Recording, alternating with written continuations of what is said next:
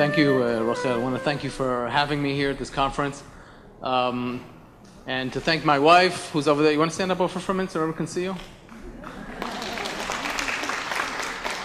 Who's, at her urging, we cleared some time out of the schedule so I could do this.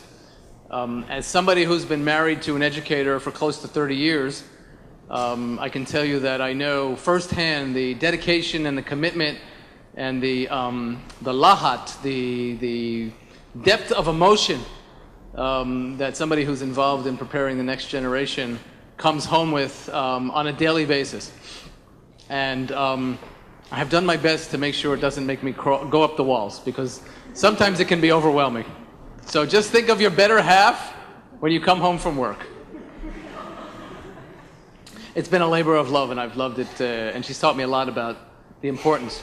But I'm here to talk about not creation in Israel, but creativity in Israel. And what I would like to do is to kind of put in the center of my talk the whole concept of a startup nation. I'm assuming that there are at least some people here who have read the book or at least heard the term.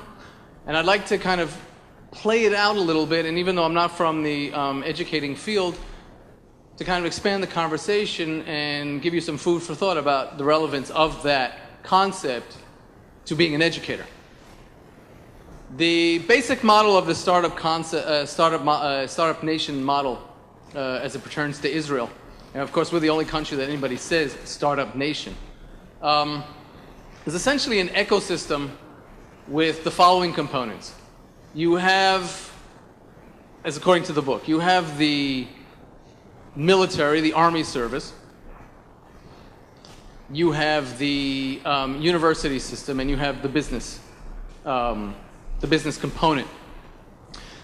When I, in the end of May, went to Israel with Governor Deval Patrick, governor of Boston, Massachusetts, excuse me, with 120 people in his mission.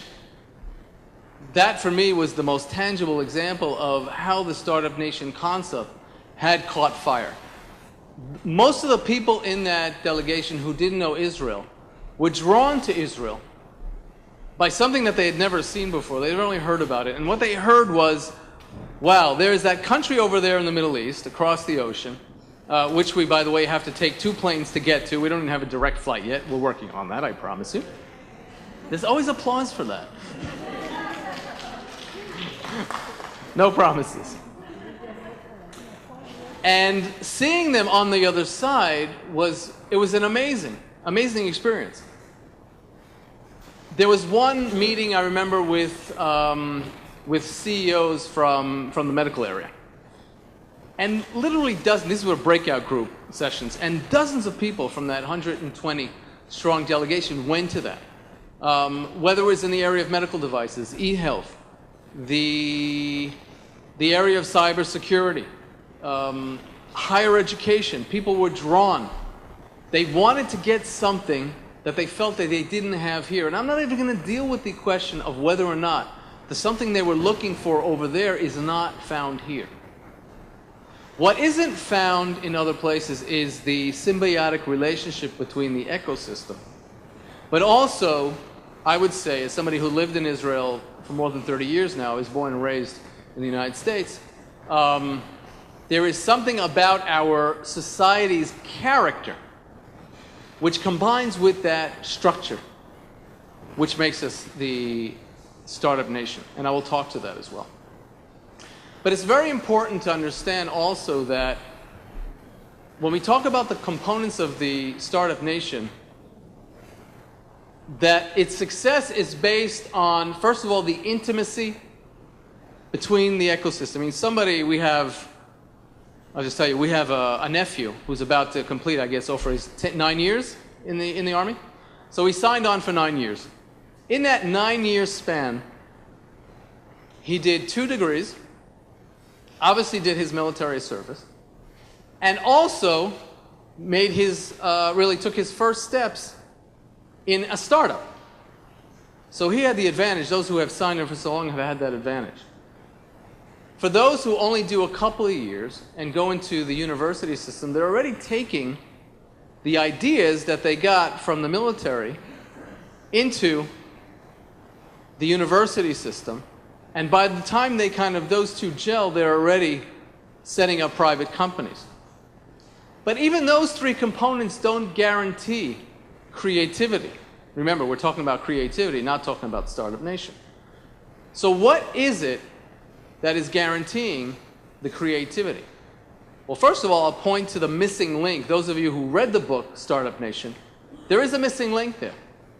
And that is the high school, or the educational system right before it, which prepares the children as they go through.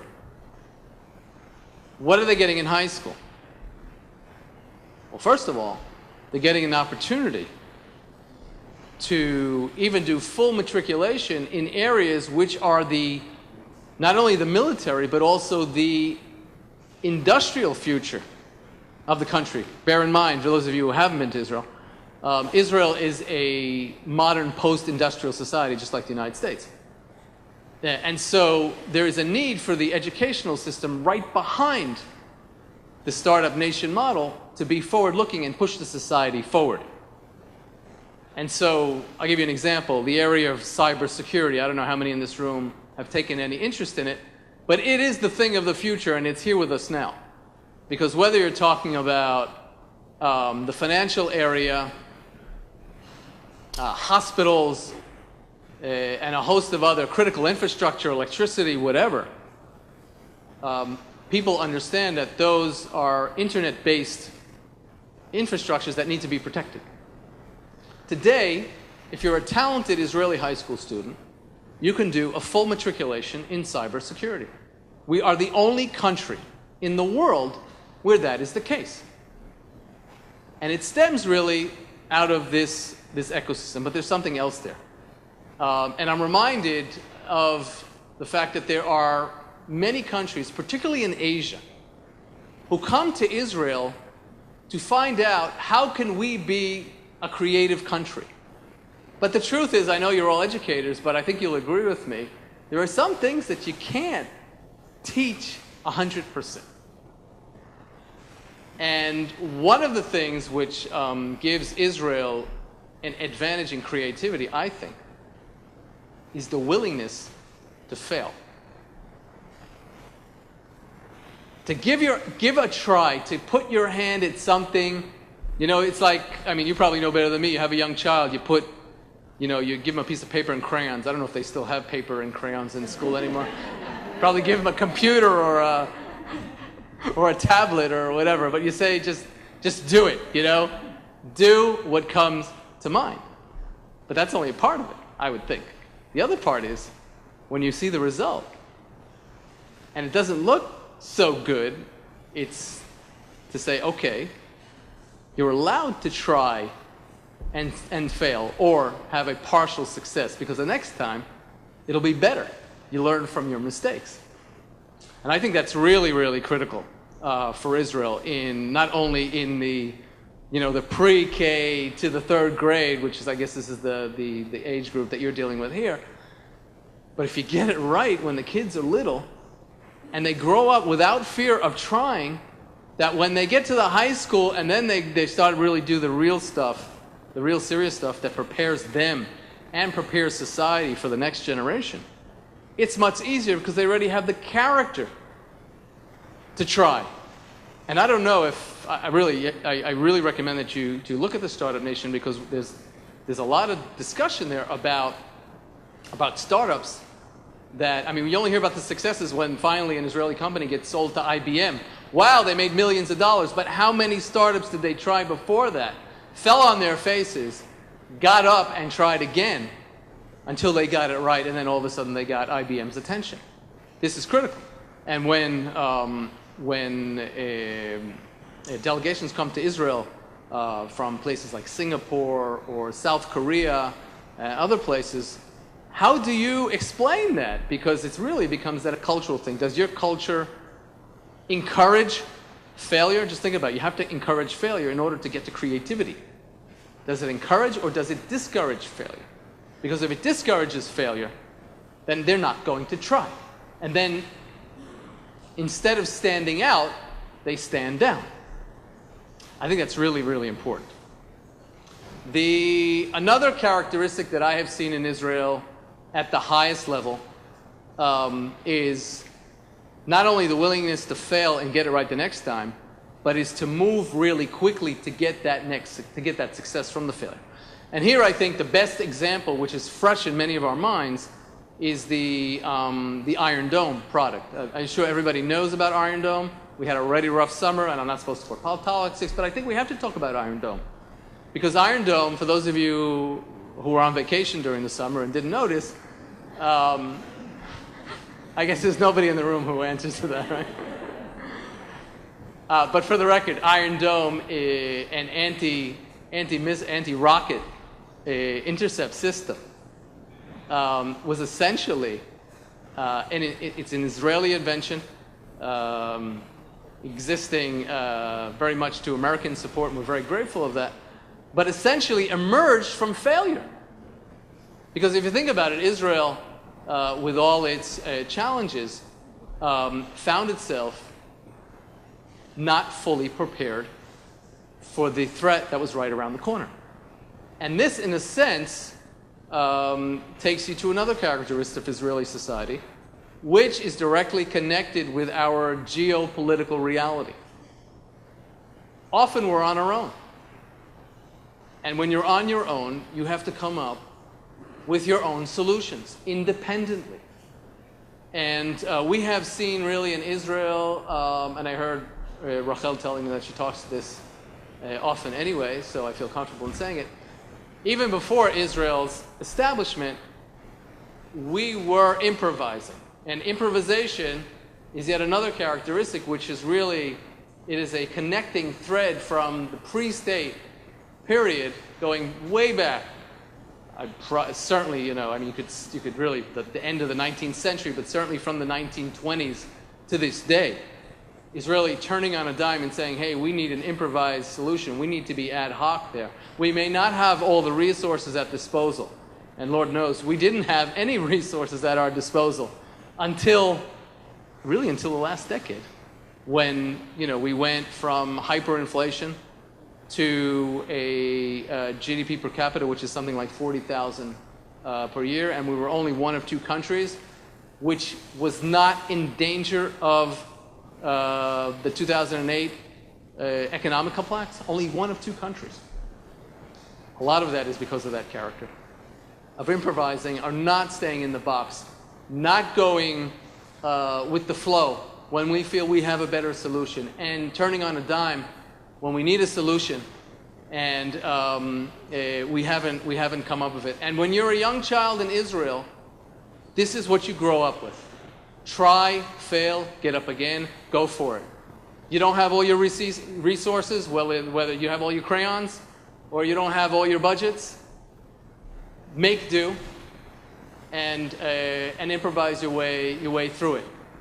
If we would have waited, going back to Iron Dome, if we would have waited, frankly, for the American assistance that came down the line, in order to put together that weapon system, we would have never had it, and we would not have been able to defend our citizens over the summer.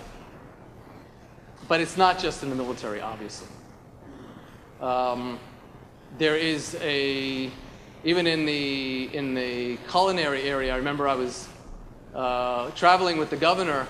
We passed the Carmel Market in South Tel Aviv. And he pointed to a place. He said, hey, Consul General, I had great falafel over there last time I was in Israel. And I said to him, Governor, in Israel, we don't need falafel anymore. He says, what do you mean you don't need falafel anymore? I said, wouldn't you prefer a chopped lamb kebab on a tahini base? He says, yeah, that sounds much better.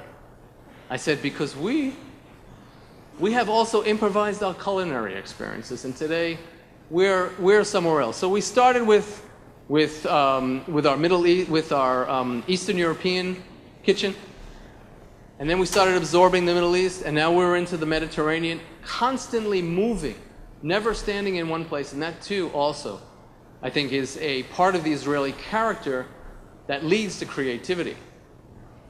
And all these parts together, and I could talk to a lot of different characteristics, but I think the bottom line of everything I try to talk about is you identify what point X is. You're here at Y. And if you try to figure out how to get to Y to X, from X to Y, from X to Y. But if you don't have everything you need, you launch, you go on your way. And on the way you pick up the resources that you need, and you use your joie de vivre, your zest for life, and your determination. And maybe you get some people together who are as smart as you, because it's better with a group than it is alone. And then, in the end of the day, IBM pays millions of dollars for what you have to offer. So I wish you all good luck as you fill up your bank accounts, and thank you for having me.